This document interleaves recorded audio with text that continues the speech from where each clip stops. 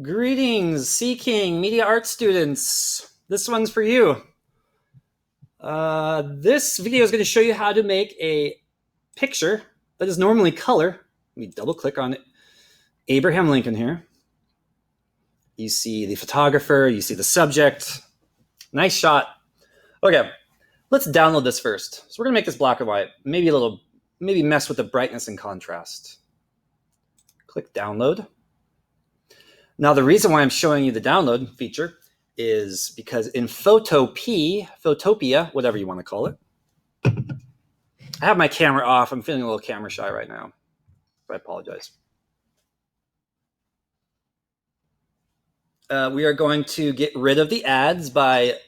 Oh, and my phone's ringing. That's funny. I'm getting a lot of calls because I sold my car via the open private market.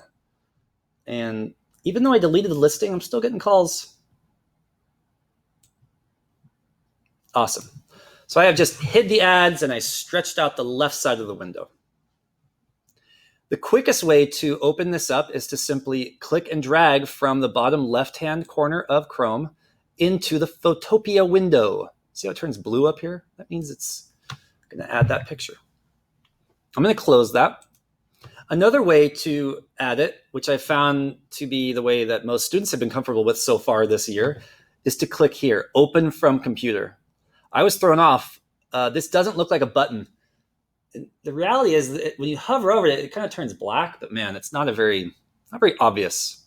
If you click Open from Computer, it will open up a window, present you with a bunch of choices for pictures, whatever is in your downloads folder. Here we are. Period 3 Abe. Why not? I'm going to quickly do a few adjustments, starting with making it black and white. I'm then going to add some brightness and contrast, and then probably crop the image as well.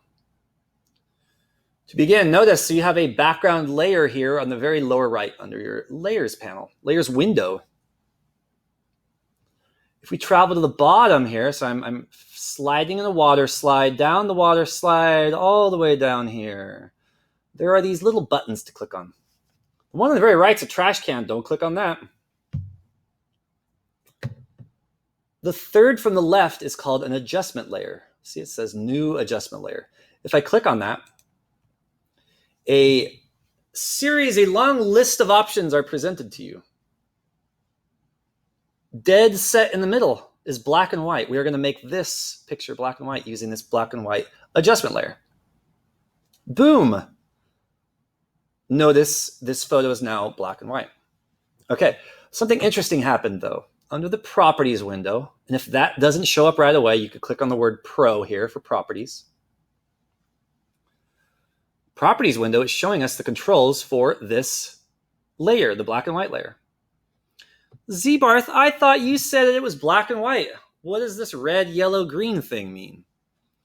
Well, what that means is that we have individual value controls over individual colors. No, I would say, that's the wrong sentence. You have a world of control over individual colors and the value that they present on the screen here. Meaning, I'm going to take the blue slider, slide it all the way to the right. Look at that picture behind Abe Lincoln's head blow up. Also, this little logo pops out because I think that's blue. Can't really see it from where I'm standing. Okay. This stand here, this is red kind of because it's wood. So if I took the red slider and slid it to the left, it doesn't decrease red. It makes the red darker. It makes the value of whatever was red appear darker. Makes the value of stuff that's red. This little, this is like a screen, something they gave me when they took my temperature today at work. It's pink normally. So when I turn up the red slider, yeah, it does that.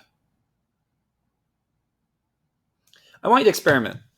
You don't have a bust of Abraham Lincoln in your house probably. So your subject will be different. The colors will be different. The only thing I ask is beware of going too far to the right or left, as it often kind of makes things look crunchy or noisy. I'm going to make my second adjustment layer. This time we're going to do brightness contrast. So I'll come down to this little half moon icon. I also refer to it sometimes as a broken Oreo cookie. Click on that. And up to the top a little more is brightness contrast. Some of my elements are going off the screen here. And again, look, I have a properties window. This properties window changes as I click between layers, right? When I click on the background layer, nothing happens. Let's go to brightness contrast, and I'll make it both bright and contrasty at the same time. So now this is kind of, we're trying to heed the call for respect for Mr. Abraham Lincoln here. He is very stoic. Why is there a photographer taking a picture of him? I, as the client, I don't want there to be some photographer. I just wanted Abe Lincoln shot here. Okay. So how do we do that? Mr. Z, how did you just do that thing that you didn't discuss, which was zoom? Use the zoom tool here. You click on zoom. You can click once to zoom in. Hold the Alt key on your keyboard, and it will change to a minus, so it zooms out.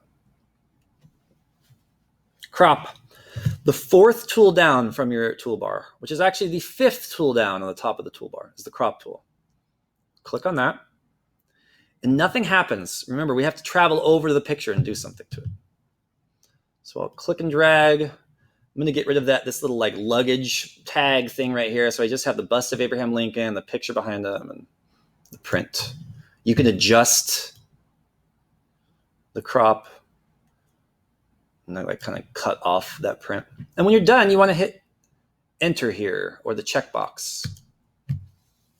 Beautiful. Last thing, a little advanced tool is, let me show you fellow kids how to Instagram something from here, right? The last adjustment layer you do, if you want, is to do a photo filter. Photo filters are fun because it essentially puts a piece of like transparent orange glass. It's like it's putting on orange glasses, right? I don't want it to be orange. I want it to be blue, like Sea King blue, or red for red, white, and blue. I don't know. Click OK. I did that very fast. I clicked once on the color. It's called a swatch. I chose a different color from this little strip here. And then say OK. You can then change the density by dragging density left or right, and it will make it even more colorful. This is it. You are ready to turn this in. I do not want a normal submission, which means like you're not going to turn in your final product. I want to see a screenshot of this picture and your layers. Screenshot. In order to screenshot, I'm on a Mac, so I'm going to hit Shift, Command, and the number 4. In that order. 4 has to be the last thing you hit. Shift, the Command key, and 4.